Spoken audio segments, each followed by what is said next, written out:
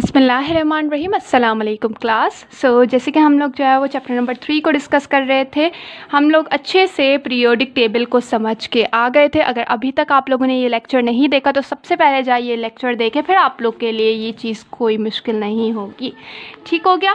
तो अब आ जाते हैं हम यहाँ पर। हमारे पास कितने पीरियड थे? 7 पीरियड थे। अब जो हमारा फर्स्ट पीरियड है उसे हम लोग क्या कहते हैं? शॉर्टेस्ट पीरियड कहते हैं, जो कि डिपेंड करता है 2 एलिमेंट्स के ऊपर, हाइड्रोजन और हीलियम। ये रहा हाइड्रोजन और हीलियम। ठीक हो गया। उसके बाद इसमें जो है वो के शेल फिल हो जाता है। उसके बाद हमारा आ जाता है सेकंड और थर्ड पीरियड। इसे हम लोग शॉर्ट पीरियड कहते हैं और इसमें 8 एलिमेंट्स आ जाते हैं। और कौन कौन सा शेल इसमें फिल होता है? एल और एम शेल। सेकंड जो हमारा होता है वो लिथियम से स्टार्ट होता है, नियोन पे एंड होता है। लिथियम से स्टार्ट हुआ, नियोन पे एंड हुआ। थर्ड जो है हमारा सोडियम से स्टार्ट होता है और आर्गन पे एंड होता है। ठीक। देन उसके बाद हमारा जो फोर्थ और फिफ्थ पीरियड है उसे हम लोग लॉन्ग पीरियड कहते हैं, जिसमें 18 एलिमेंट्स आ जाते हैं। ये एम और एन शेल फिल करता है। फोर्थ जो हमारा एलिमेंट पीरियड है वो फिल स्टार्ट होता है पोटेशियम से, एंड होता है क्रिप्टोन पे। फिफ्थ वाला जो है वो स्टार्ट होता है रुबीडियम से और एंड होता है जीनोन पे।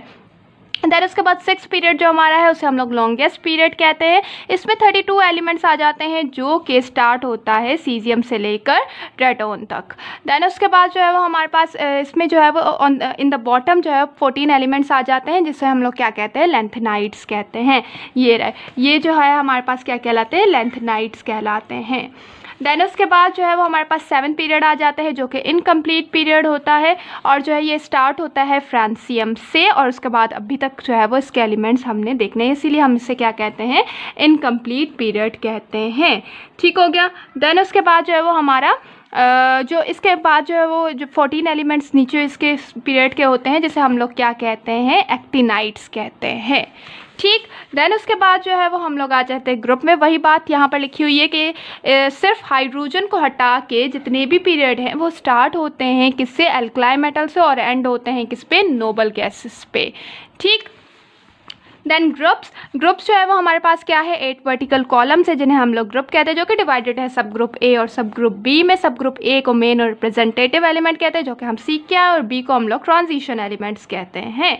अब जो ग्रुप नंबर है वो बेसिकली इंडिकेट करता है कि उस ग्रुप के अंदर जो एलिमेंट्स हैं उनके अंदर कितने वैलेंस इलेक्ट्रॉन है। ये बात आप लोगों ने यहाँ पर याद रखनी है कि फॉर एग्जाम्पल अगर हमारा ग्रुप 1A है तो उसके एलिमेंट्स के पास कितने वैलेंस इलेक्ट्रॉन होंगे? 1 वैलेंस इलेक्ट्रॉन होगा। ग्रुप बी है तो उसके पास उन एलिमेंट्स के पास कितने वैलेंस इलेक्ट्रॉन्स होंगे? 2 वैलेंस इलेक्ट्रॉन होंगे। ठीक हो गया। अब जो हमारा ग्रुप 1 है उसे हम लोग एल्कलाइन मेटल्स और लिथियम फैमिली कहते हैं। बहुत ज़्यादा रिएक्टिव मेटल्स होते हैं और ये क्या होते हैं? इनकी जो मेल्टिंग पॉइंट होती है वो लो होती है। देन उसके बाद जो है वो हमारा आ जाते हैं ग्रुप 2A। ग्रुप 2A को हम एल्कलाइन अर्थ मेटल या फिर बेरिलियम फैमिली कहते हैं। इनकी डेंसिटीज, मेल्टिंग पॉइंट और बॉइलिंग पॉइंट इरेगुलर होती है। देन उसके बाद ग्रुप 3A, इसे हम लोग बोरॉन फैमिली कहते हैं। ग्रुप 4 को कार्बन फैमिली कहते हैं। अब इसमें से कार्बन क्या है? नॉन मेटल है। ग्रुप 4A को हम लोग नाइट्रोजन फैमिली कहते हैं। अब इसमें एक्सेप्ट नाइट्रोजन को हटा के जितने भी होते हैं वो एलोट्रॉपिक फॉर्म में एग्जिस्ट करते हैं। एलोट्रॉपिक फॉर्म हम बेसिकली किसे कहते हैं? कि एक से ज़्यादा स्ट्रक्चर के अंदर जो चीज़ एग्जिस्ट करती हो उन्हें हम लोग एलोट्रॉपिक फॉर्म कहते हैं। तो यहाँ पर नाइट्रोजन को हटा के जितने भी ग्रुप 5 के एलिमेंट्स हैं वो सारे क्या होते हैं? एलोट्रॉपिक फॉर्म में होते हैं। उसके अलावा ग्रुप 6A को ऑक्सीजन फैमिली कहते हैं। इसमें सारे के सारे एलिमेंट्स एलोट्रॉपिक फॉर्म में होते हैं। उसमें से ऑक्सीजन और सल्फर क्या है? नॉन मेटल्स हैं। ग्रुप 7A को हेलोजन फैमिली कहते हैं। इसमें से जो है आर्सेनिक सिर्फ मेटल है, बाकी सारे क्या है? नॉन मेटल्स है। अब इसमें से जो फ्लोरीन और क्लोरीन है वो क्या है? गैसेस है। ब्रोमीन लिक्विड है। आयोडीन जो है वो सॉलिड है। ग्रुप 8A को जो है वो इनर्ट या फिर नोबल गैस कहते हैं। अब इसमें एक बात एक्सेप्शन आप लोगों ने याद रखनी है कि हमने कहा कि जो इसका ग्रुप नंबर होता है वो रिप्रेजेंट करता है कि कितने वैलेंस इलेक्ट्रॉन है, लेकिन यहाँ पर हमारी एक्सेप्शन आ जाती है हीलियम में, कि जो हीलियम है हमारा वो ग्रुप 8A में आता है।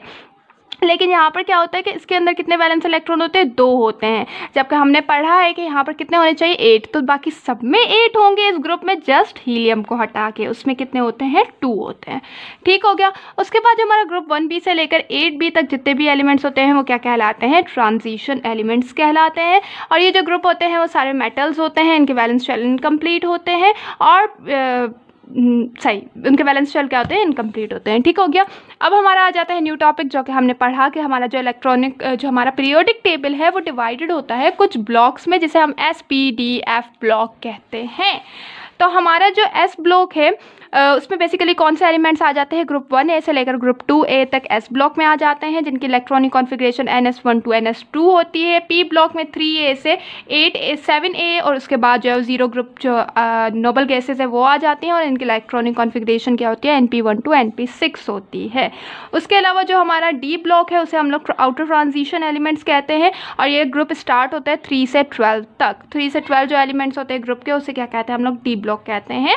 और ये क्या, इनकी इलेक्ट्रॉनिक कॉन्फ़िगरेशन क्या है, NS2 N-1 D1-10, ये वाले जो हमारे पास आ जाते हैं वो सारे क्या हैं, जितने भी मेटल्स हैं वो सारे क्या है, D ब्लॉक्स के अंदर आ जाते हैं। देन उसके बाद F ब्लॉक, उसे हम लोग इनर ट्रांजिशन कहते हैं, इनकी इलेक्ट्रॉनिक कॉन्फ़िगरेशन ये है। और हमारे पास उसके बाद एंड में 2 सीरीज़ आ जाते हैं जिन्हें हम लोग लेंथेनाइट्स या फिर एक्टिनाइट्स कहते हैं। ठीक हो गया। अब उसके बाद जो है वो कुछ प्रॉपर्टीज़ आ जाती हैं हमारे पास।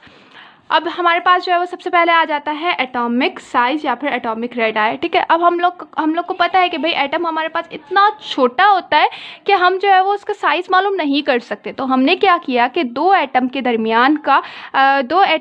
दरमियान का क्या किया, डिस्टेंस मालूम किया और फिर उसे हाफ कर दिया और उसे हम लोगों ने क्या नाम दे दिया, एटॉमिक रेडियस का नाम दिया। अब वो जो हमारा एटॉमिक रेडियस है उसे हम लोग मेजर किस में करते हैं, 1 एंगस्ट्रॉम के अंदर करते हैं और 1 एंगस्ट्रॉम बराबर होता है 10⁻⁸ सेंटीमीटर। अब जो हमारा एटॉमिक रेडियस होता है वो इंक्रीज होता है टॉप टू बॉटम। किस वजह से, क्योंकि जाहिर सी बात है जैसे ही हम नीचे जाते जाएंगे तो जो शेल्स हैं वो इंक्रीज होते जाएंगे। शेल्स इंक्रीज होने की वजह से क्या होता जाएगा, एटम का साइज बढ़ता जाएगा। तो इसलिए हमारे पास जो एटॉमिक रेडियस होता है वो टॉप टू बॉटम इंक्रीज होता है, जबकि लेफ्ट टू राइट क्या होता है, डिक्रीज होता है। क्योंकि लेफ्ट टू राइट हम जब जाते हैं तो एटम का साइज छोटा होता जाता है, तो क्या हो जाएगा, डिक्रीज़ हो जाएगा।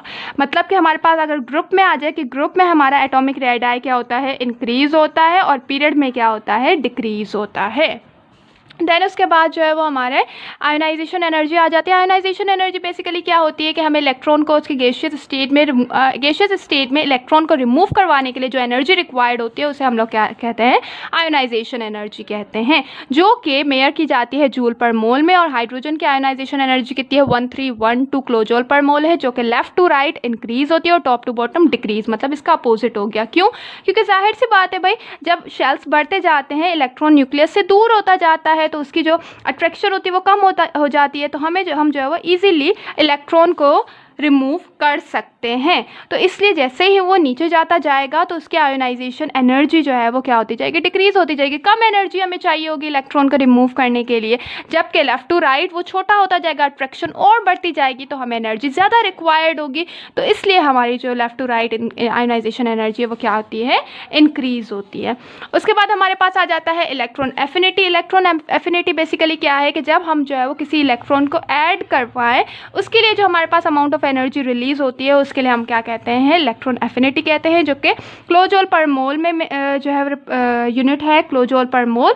और जो हमारे पास फ्लोरीन की इलेक्ट्रॉन एफिनिटी है वो 3 to 8 किलोजूल पर मोल है, जो कि इंक्रीज होती है लेफ्ट टू राइट और डिक्रीज होती है टॉप टू बॉटम, सेम वही बात।